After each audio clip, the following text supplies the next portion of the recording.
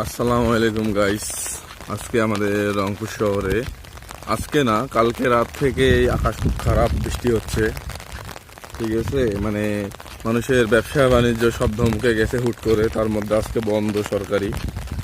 দেখেন আমার সামনের পরিস্থিতিগুলো,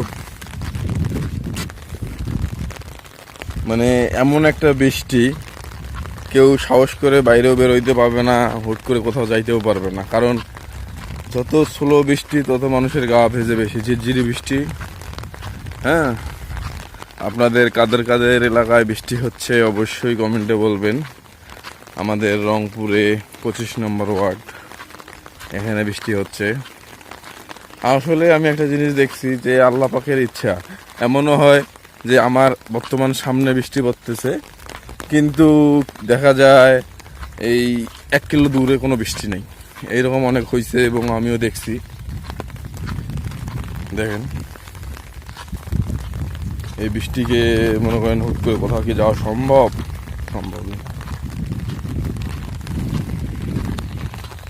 ভালো থাকবেন সবাই, আল্লাহ হাফেজ।